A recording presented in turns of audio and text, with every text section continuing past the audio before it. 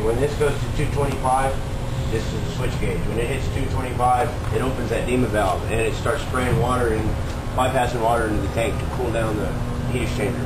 Okay, that's keep it from ever overheating past 225. It should never hit 225 because you should be, when you're cleaning, it's going to clean at about 190, 200. And then when you slow down, it might get a little hotter. When you speed up, it might get a little cooler.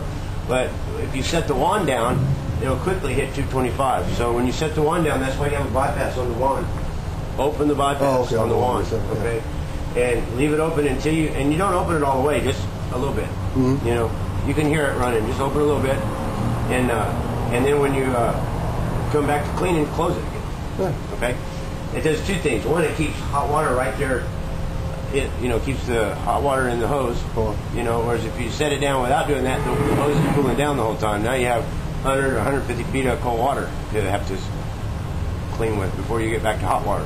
So with a bypass, you have hot water right there at the valve all the time. The other thing is it keeps the heater from overheating and going to automatic bypass. Because if it's on automatic bypass, if you do that enough, after months of letting it do automatic bypass over and over and over, you'll eventually need to put a new regulator or new rubbers on the regulator. The rubber stuff in there will get too hot and the little O-rings will melt.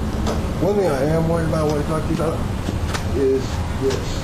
Where you change the oil? Yeah.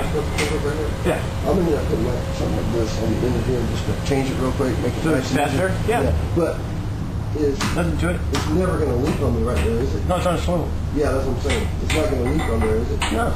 Okay. Because I cannot stand oil leaks. That's one thing that more like that. Okay. There's two of them. There's one for the engine and one for the pump. See? Cool. Okay. Neither one of them are going to leak on me. Shouldn't. Cool. They're not supposed to. Good. If they do, bring them back. We'll fix it. All right.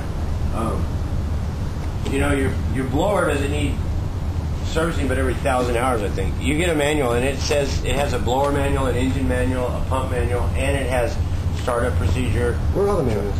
It's on my desk. Oh. I get it. Okay. When you're doing upholstery cleaning with an upholstery tool, it doesn't have bypass on it, and it's only one jet, like the one LADO2, yeah. That's not moving enough water to keep this from overheating. So when you're going to do upholstery cleaning, bypass.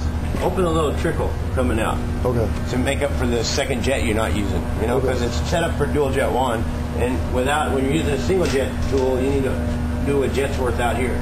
Okay. Just let it run the whole time you're doing upholstery. Okay. Just a little bit. Just a little bit. Okay. Then when you start it, you bring this about a third of the way up and you choke it, or the choke as it starts to warm up a little bit, and take the choke off and let it run for about 90 seconds. And after first you set your hoses up, okay? Because it heats full temperature in 90 seconds. Oh wow! So you don't have time to start it and then go work on your hoses. You know, set your hoses up first, come out, start it, warm it up for 90 seconds, and then go start cleaning. You know what I like to do is do my pre-spray while it's warming up. Do my pre-spray at an idle or fast idle at about 2,000 RPM. Right. Okay, and then after I'm through pre-spraying. Did he set your thing up with a... No, he didn't. That's what I got right here. And where's the filter? What? The filter. Remember? I don't know where it is. Is it on here? Not on here.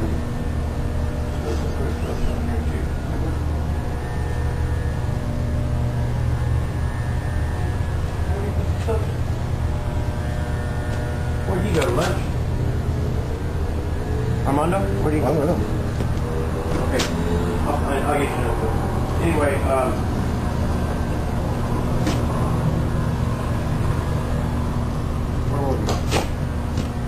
running it? Okay, so then when you're getting ready to clean carpet, go ahead and take, your truck should be all the way off, go ahead and take it up to about 3,100. The manual says 2,950 to 3,150. I like 3,100. That's where am I going to read RPMs at? Right here. Well, that's my RPMs. Yeah. Well, that's my hours. Well, it's both. Oh. Tiny tack. It runs RPMs when it's running, and then when you turn it off, it gives you hours. Okay? So that's both. When it's off, it's hours. It counts the hours if it's running, and when it's running, it's a tack. Okay? And I like doing carpet cleaning at 600. Okay. Tile and grout at 1,100. Okay. And if you need to do pressure washing, 1,750. Cool. Okay? And when I'm all that's in the manual. And when I'm running doing a carpet clean, no more than what RPM? 3,100. 3,100 RPM, no more. Yeah, 29 to 31. But if you need to run it, it's not going to kill it. You know, you can run it all the way up if you want. But for maximized belt wear, belt usage, and belt longevity, and engine longevity, and floor, and maximum performance for wear, you know, it's about 31, 29 to 31. Down, open the bypass all the way. The water starts flooding through there, full water. Turn this off. Okay, now you're rinsing all the residues of whatever you've been soaking through there out. Even if it's just rinsing agent, you're rinsing all that out. As soon as this comes all the way back down, then you take and you go, it's island now, blah, blah, blah, blah, blah, blah, and you go, blah, blah, blah, blah, blah, blah, and then turn it off. You always rev it a little bit first and then turn it off. Okay, why? I don't know. They told me that. Told her told me that. I don't know. I don't know, just because. It's supposed to be so you have the right fuel vapor mixture in the carburetor so it starts easy next time and doesn't backfire. Oh. When you turn it off. So, okay. So you rev it one and then back down and then off. Just like that. And these little engines have something about them where sometimes they do, sometimes they don't. But there's sometimes there's something there that sometimes they start dripping after they've had enough hours on them. Get in the habit of turning that off when you're not using it. Just for shits and giggles. Because it's a gravity feed, and there's there's a little something supposed to keep gasoline from running through it. But just like on a motorcycle, if it does start dripping through, it's going to rinse all the oil off your cylinder sleeve, and then every time you start it, it's a dry start. Oh. So if you just shut that off when you're through, and then it's just a matter of remembering to turn it on so it'll start. On, off. Yeah. Okay. There's no issues. There's no problem already. Yeah. No problem. Do you want to start it real quick? We have to have water up to it? Nah, I don't have to right now. All right. Let me get you a manual, and I want you to, one thing I was going to tell you. On this bypass, all bypasses, whether they're Pro Chem or whatever, they all use DEMA valves.